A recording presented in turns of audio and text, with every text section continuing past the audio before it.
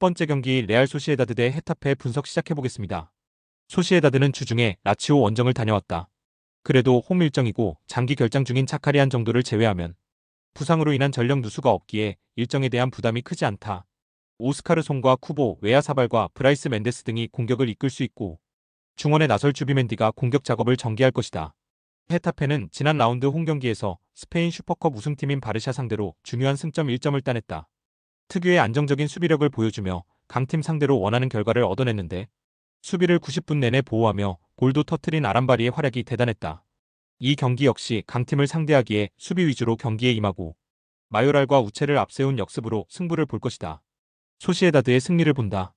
헤타페는 알더레테를 중심으로 한 수비진이 매우 안정적이다.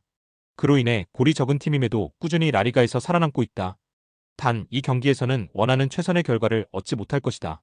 주비멘디와 멘데스가 상대의 압박을 이겨내며 공격 작업을 전개할 것이고 베커와 쿠보, 웨아사발이 적극적인 침투로 기회를 누릴 홈팀이 승리할 것이다. 두 번째 경기 알크마르 대 스파르타 로테르담 분석 시작해보겠습니다. 알크마르는 리그 1위와 3위를 만난 최근 두 경기에서 모두 승점 1점씩을 따냈다. 호벤 상대로 선제골을 넣으며 앞서갔고 위트 원정에서도 경기를 주도했기에 승점 1점이 아쉬웠지만 아약스와 트벤테를 비롯해 5위권 팀을 4팀이나 만났는데 무패를 기록했다.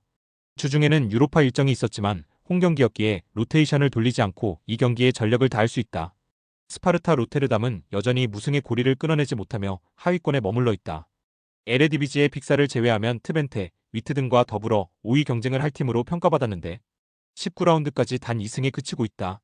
그나마 최근 두 경기에서 승점 추가를 하긴 했지만 리그 최하위인 발베이크 상대로도 홈에서 비긴 건 아쉬운 결과다.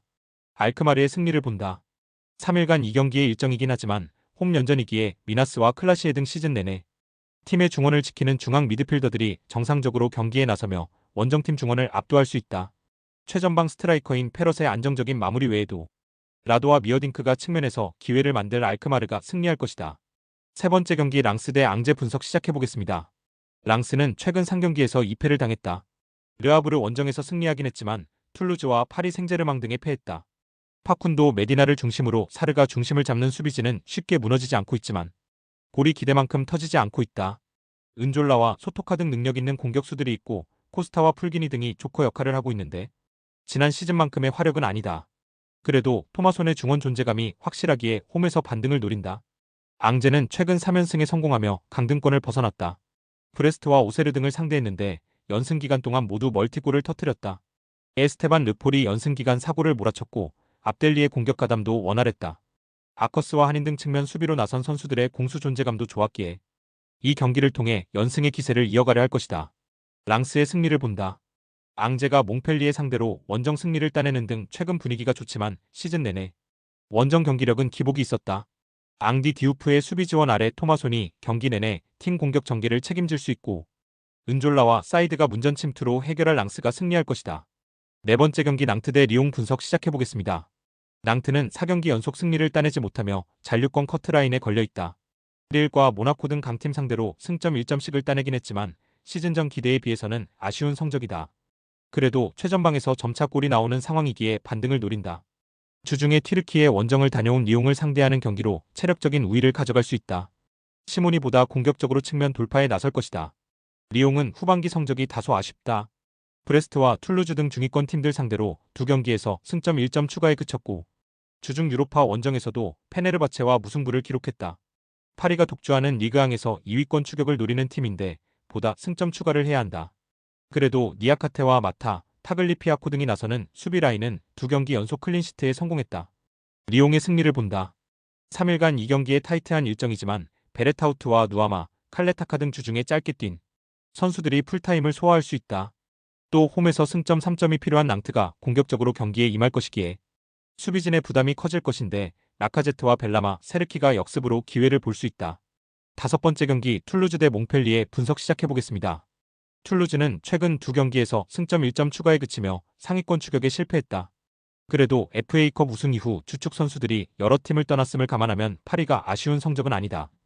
달린가의 이적 이후 팀의 주포로 자리 잡은 아부크랄이 6골로 팀 공격을 잘 이끌었고 조슈아 킹도 최전방 공격수로 존재감을 보여주고 있다. 카세레스 주니어의 중원 경기력도 안정적이기에 3위권 추격을 노린다. 몽펠리에는 리그 최하위에 머물며 강등 가능성이 높아지고 있다. 그래도 직전 홈경기에서 리그 상위권 팀인 모나코를 잡고 연패를 벗어났다. 앙제와 리옹 등에 패하며 강등권 탈출이 어려워 보였는데 최전방 공격수로 출전한 무사 알타마리가 멀티골을 터뜨렸다.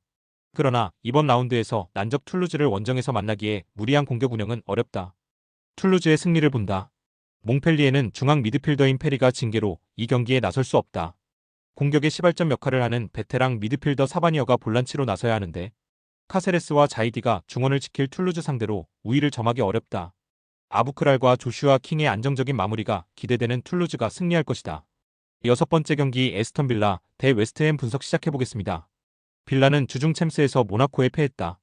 그래도 24강 플레이오프행을 사실상 확정했기에 비교적 편한 상황에서 이 경기에 임할 수 있다. 모나코 원정 이후 휴식할 시간도 있었기에 일정에 대한 부담도 크지 않다. 아스날 원정에서 골을 기록한 와킨스를 중심으로 램지와 베일리가 공격을 주도할 것이고 이번 시즌 최고의 미드필더인 틸레만스의 공격 리드도 기대할 만하다. 웨스트햄은 최근 4경기에서 3패를 당하며 주춤하고 있다. 풀럼전에서 홈 승리를 따내긴 했지만 팰리스에 패한 게 아쉬웠다.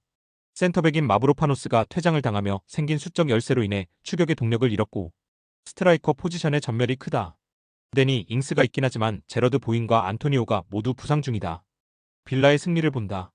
웨스트햄은 쿠두스와 잉스 등에게 기대를 걸어야 하는데 공격진의 줄부상 이탈로 인해 오포드와 스칼레스가 교체 멤버로 나올 정도로 전력 누수가 크다.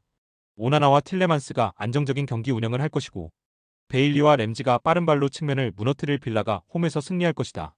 스포츠 당첨의 제일 중요한 건 조합입니다. 각 팀 분석을 잘한다고 하여도 조합을 못할 경우 큰 배당을 가져가지 못하는 거 다들 아실 겁니다. 그리고 유튜브에 조합을 올려드릴 수 있지만 좀 더 자세한 정보들과 배당 흐름 및 각종 이슈 등 경기 전까지 어떻게 될지 모르니 조합을 빠르게 유튜브에 올려드릴 수 없는 점 양해 부탁드립니다. 조합 신청은 아래 고정 댓글 링크로 조합 신청 말 걸어주세요. 금전 요구 및 멤버십 가입 조건 일체 없습니다. 좋은 건 서로 나눠 갑시다.